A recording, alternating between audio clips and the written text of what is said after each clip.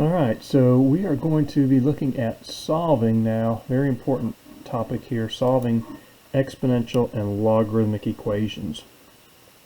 And what you're going to certainly need in this section is you're going to need a calculator because we are often going to get an exact solution and then an approximate solution, and we'll use the calculator to get that approximate solution. And so a lot of times homework problems will ask for an exact solution and then also an approximation. So we've got a lot to talk about. A very important topic though. Being able to solve equations is an essential skill that you'll need to carry over into calculus. So we're going to start with solving exponential equations, and basically there's sort of two types in a sense. I guess there's more than that, but we'll look at a special case or two. But the first type of exponential equations, and what is an exponential equation? It's an equation, right, meaning it has an equal sign, and on one or both sides of the equation there must be an exponential expression. Remember, when we say exponential expression, we mean the variable is in the exponent somewhere, like over here. Okay, if the variable's just on the base, then that's not going to be an exponential equation. That's going to be like a polynomial equation or something else. And so these are the types of equations we're talking about. And we've dealt with, over the past several lectures, what the exponential functions were, and of course what the logarithmic functions were, and the important inverse relationships between those. Okay, so those will all come into play. So the first approach to solving is if we can express each side of the equation as a power of the same base. So if I have, the base b on this side raised to the m power, and it equals the base b raised to the n power, then because the exponential functions are 1 to 1, m has to equal n. M has to equal n. And so that's a first case. So when I look at this equation here, for instance, the base here is clearly 5, right? Can I write 125 in terms of the base 5? And the answer is yeah. You should probably at least know your perfect cubes of all the numbers 1 through 12. And you should automatically know that 5 cubed is 125. Well, at least you should know that 5 squared is 25, I hope. And if you take 5 25s, or 5 times 25, you get 125. So 5 cubed is 125. And so since I can express 125 as a power of 5, then I can use this rule. In other words, I've got 5 raised to the 3x minus 6 power is 5 to the third power, right, or 125. Since I have the same base, and that's important, it has to be the same base, these exponents must be equal. And my exponential equation, solving it, simply becomes solving a linear equation. And we know how to solve these, right? Get x all by itself. First, add 6 to both sides. What's 3 plus 6? 9. Divide by 3. It's 9 divided by 3. 3. Okay. So my solution, I say, is x equal 3. Now, real important that you indeed do what when we're solving equations. Do we just assume we made no mistakes and this is definitely the solution? No, we should always check. Now you can check with a calculator, with other technology, but this one's pretty easy to check by just plugging back into the original equation, right? Go back to the original equation, the value of x here. So as a check, I'm going to take and replace x with 3 here. So I've got 3x, and I'm going to replace x with 3. Okay. Now I want to evaluate this thing right here and make sure I get, what, 125. Well, I have to deal with the exponent first, and I've got multiplication and then subtraction. 3 times 3 is 9. 9 minus 6 is 3. And 5 cubed is indeed 125. And so we're good to go. So checking is important. You can make simple mistakes in here. There's no reason to get an incorrect answer on this. If you make a mistake, you should check. So if you're, before you give an answer, please make sure to check. Okay, let's look at another one. In this next one now, we've already got both sides having exponential expressions, right? Notice the variables, x in the exponent. But the bases are 8 and 4. It's not 5 and 5, or 4 and 4, or 8 and 8. So I can't just equate these exponents. Okay? So am I going to be able to use this technique that we talked about up here? Well, we actually can. And the reason is because both of these bases, both 8 and 4, can be expressed as exponents of another base. They are both powers of what base? 2. 2 cubed is 8, 2 squared is 4. And so if I can do that, if I can write the two bases that I have as, right, exponents on a common base, then I will still be able to use this technique. So what do? I'm going to replace 8 with 2 cubed. So instead of 8 to the x plus 2 power, this is 2 cubed to the x plus 2 power. Over here, instead of 4 to the x minus 3 power, this is 2 squared to the x minus 3 power. Now, what do we do here? I mean, 2 cubed and then raised to the x plus 2 power. What do I do with these exponents here? What's the rule of exponents? Multiply, right? Multiply. This is 2 to the 3 times x plus 2. And this is what? 2 raised to what? 2 times x minus 3. Right? So real important, make note, you multiply exponents, right? When you're raising an exponent to another exponent. Alright, at this point I have 2 raised to this power equals 2 raised to this power. Since the bases are now the same, I now know that this exponent over here equals this exponent over here. And I'm left with another linear equation. I'm going to distribute the 3 here, distribute the 2 here, and then what? I can get all my x terms on one side. I can subtract 2x from both sides. 3x minus 2x is x. 2x minus 2x is 0. 0 minus 6 is negative 6. And then what? I can subtract 6 from both sides. Right? 6 minus 6 is 0 here. I get x over here. Negative 6 minus negative 6 is negative 12. And there's my answer. Right? Should we indeed check this? Yeah, I'm going to check with technology this time. Going back up here to my original equation. And on this side of the equation, I'm going to get 8 raised to what power?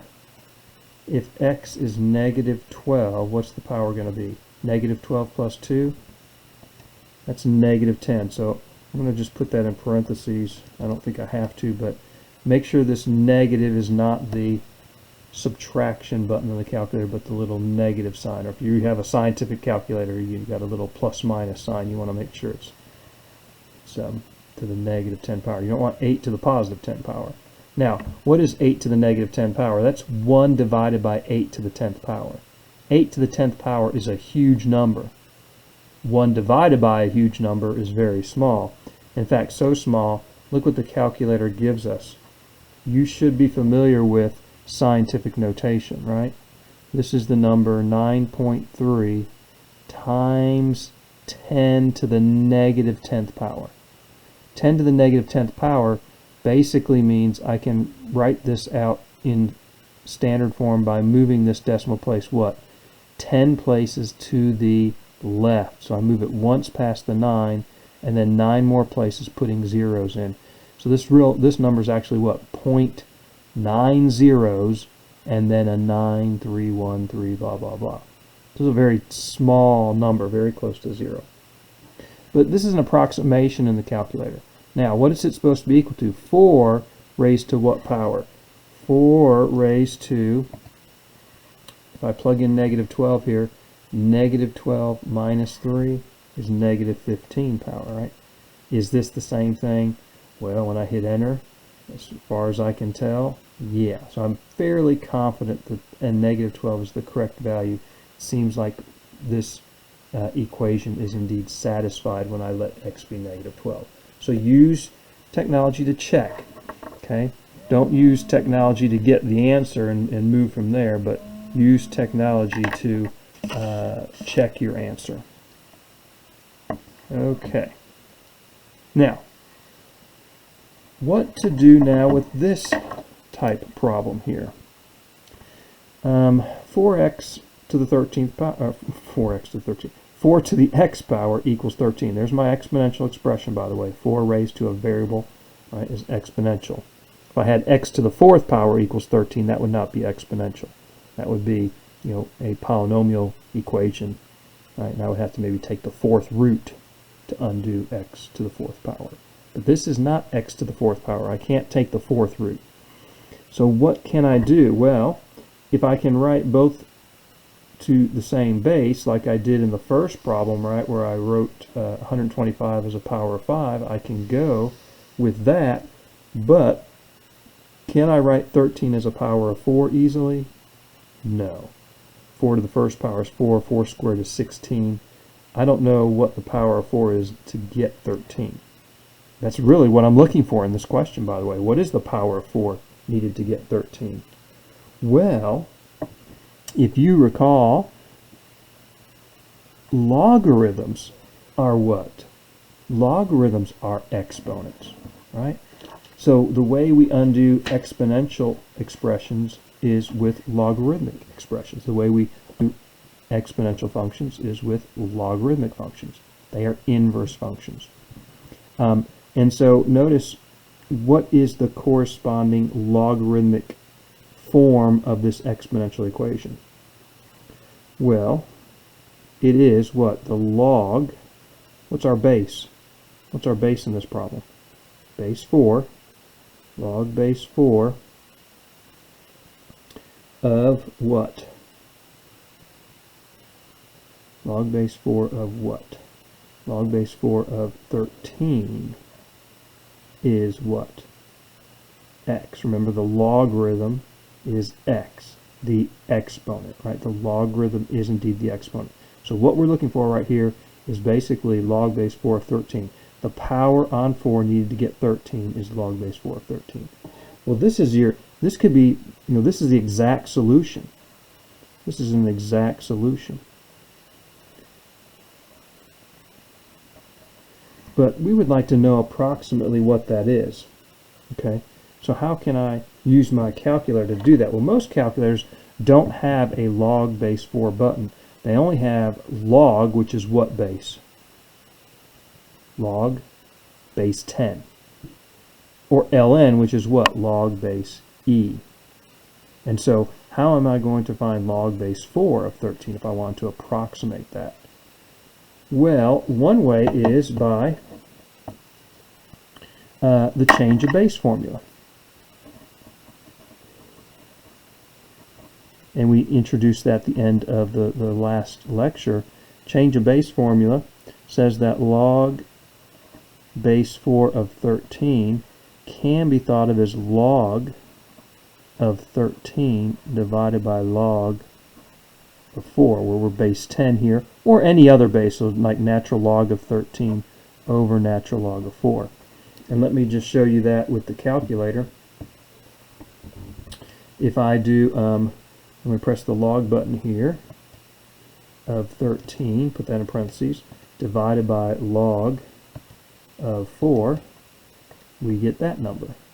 Notice that it's the same thing if I take the natural log of 13 and divide it by the natural log of 4. I get the same value, right? Which is about 1.85. You say about. Now, that's the approximation. Notice, what are we saying? This is supposed to be the power of 4 needed to get 13. Could I check that? Yeah, and the way to do that, if you just do 4 and raise it to the 1.85, you're not going to get 13 because you're rounding too much. But if I can use the calculator's value, now it's rounded as well. It actually might store a few more digits than you see here. But this number right here is stored in the variable answer, which is obtained by using this ANS right here. So if I do the second and then press that, I'll get answer. So what I'm going to do is I'm going to take 4 and I'm going to raise it, right, exponent, to what? Answer.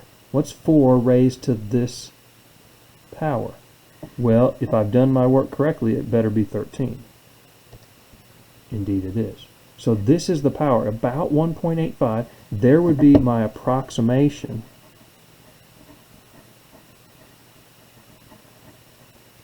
from the calculator.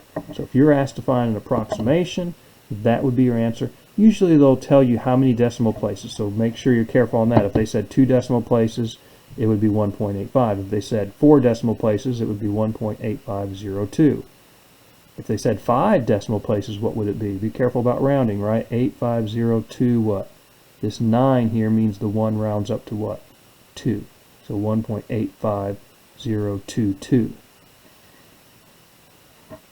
Go and put that down. So if this was 5, just say they asked you to round it to 5 decimal places, there would be your answer.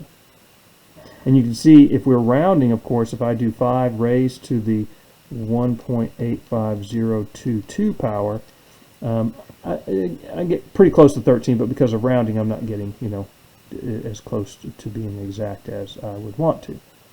Okay? But again, the point is, exact solution is here. This is one way. Another way is any of these. These also would be exact right here and here. Those are exact.